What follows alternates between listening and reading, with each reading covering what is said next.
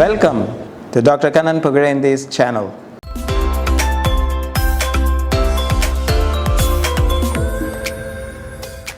Good morning, Dr. Kannan Pugarendi, sports physician. Hydration is not given importance because the consequences of not hydrating optimally, uh, even minimally, appears not to cause problems immediately. So it need not happen to us, to me, or to somebody whom I know. So we take that to a chance, and when a chance is not in our favor, it is disastrous. So the whole discussion is how the hydration is important. Now, very common for all athletes to exercise and sweat because the body core temperature goes up. If the temperature goes up, it has to keep it very narrow. 99 we say not fever, 100 is fever, 98.6 is 4 is normal to 6 is normal. So naturally it's a very narrow spectrum.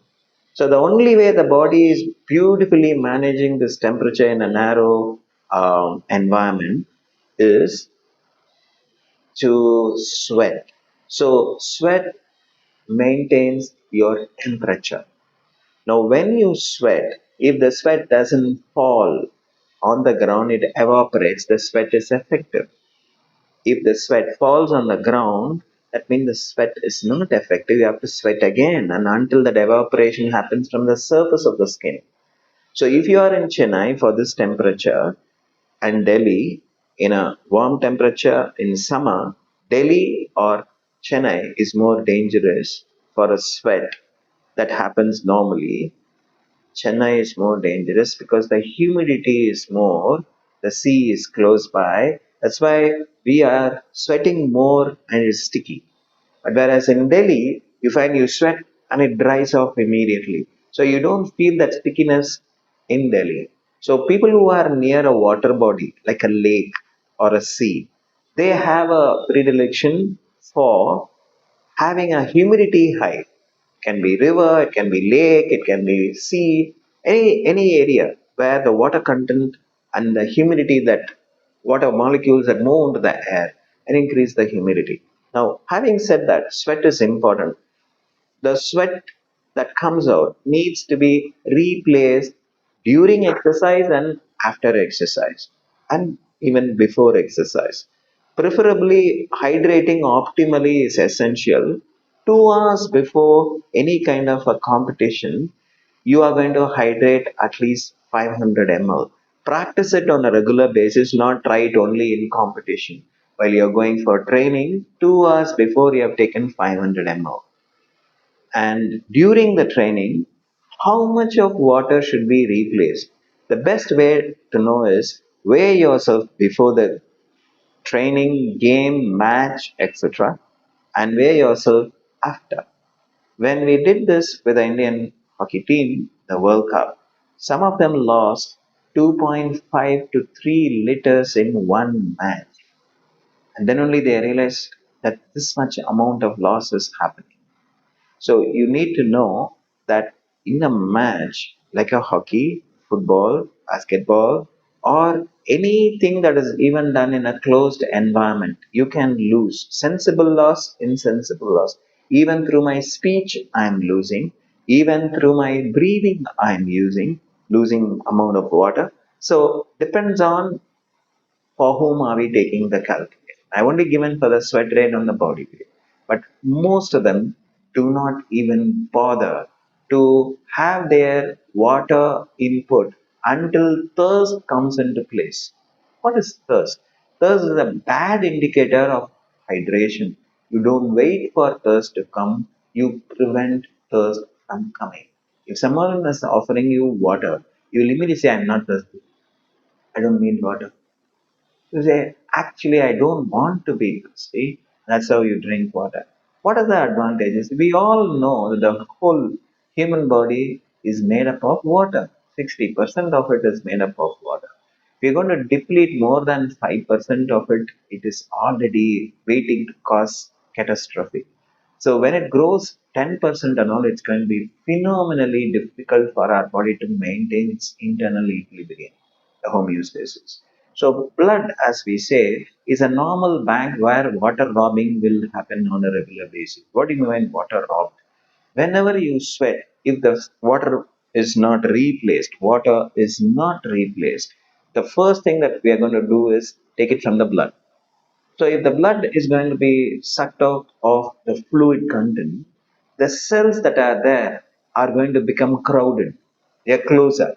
It's like you are in the bus and the bus was adequate or the train was adequate in a public transport. Suddenly the space is shrunk, all of you are close by.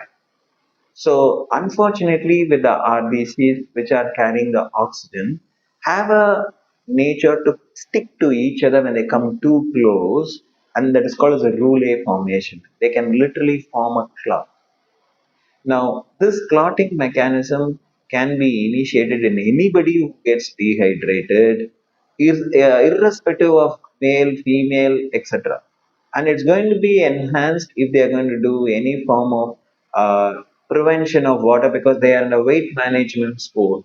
Sports like weight lifting, sport like boxing, wrestling, where they are weight categories. So they want to go to the lower weight category and then deplete their water resources, weigh less, and then go and hydrate themselves.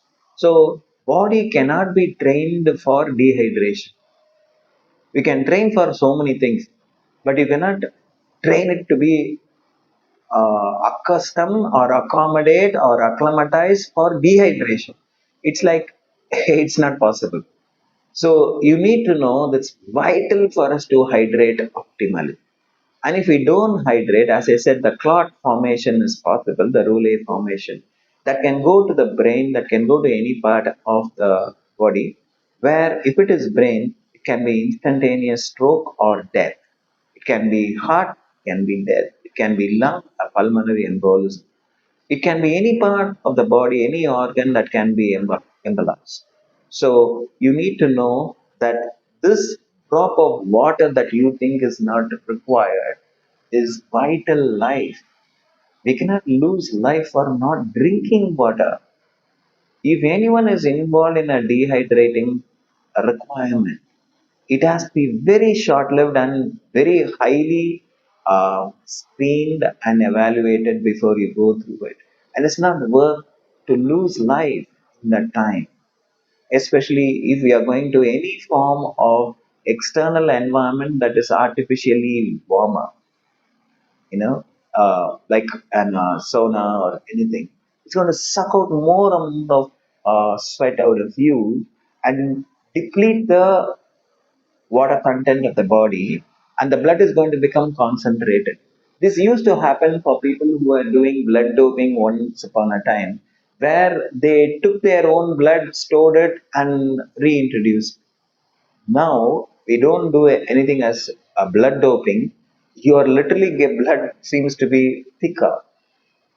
Blood is thicker, viscous, and that means when it is passing through the narrow capillaries of the organs, it can get clogged because the stream is moving very slowly and the possibility of the RBCs to attach to each other and produce a clot. The human body has to adapt to extremes of temperature. When it is very hot, we say hypothermia. When it's cold, hypothermia. Cold environment, hot environment. The environment is sometimes artificial. For example, an air conditioned space. Because of the air condition, the AC that we use, we lose water from our body. So don't think that that doesn't happen. So it's hot.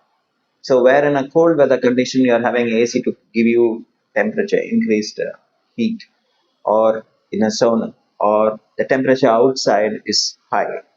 And if you are exercising in this environment, possibility of a dehydration is high if it is not optimally taken care of by oral hydration. You don't require salt or anything, just plain water from the same source as where it is. Especially if you're going to cross 2 hours of continuous exercise, the possibility of getting dehydrated is going to be phenomenally high. because of a hypothermia and because of a hypothermia outside and a hypothermia inside. The hypothermia outside is the heat. The hypothermia inside is what the body is responding to the increased amount of metabolism that's happening. So that heat that is produced has to move out, otherwise it's not safe. So understand that whenever you are exercising, water replacement is vital.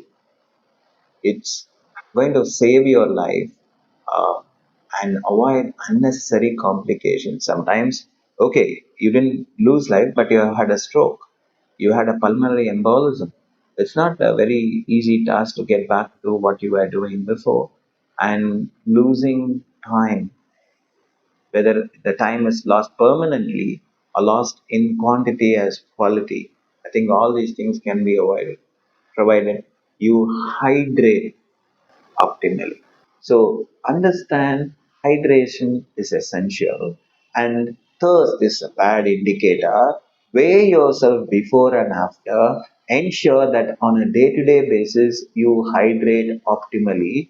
Not only the weighing thing which I said, say you lose 2 kg, you have to replace 2 liters. But other time you are losing insensible loss. Sweat is a sensible loss. You can sense it. Insensible loss are through your speech, through your breathing, etc. You need to know that you have to drink 1.5 liters for your normal urine formation. Out of that, whatever that we say as sweat loss, also to be made up for. So you have to understand, calculate that, maintain a diary. Those who are athletes, those who are involved in any form of training, dance, martial art, weight training, gym goers. This is a important lesson for us to know that I cannot lose my life. It's not worth it. That means it's preventable. You can take water and avoid a catastrophe. Thank you.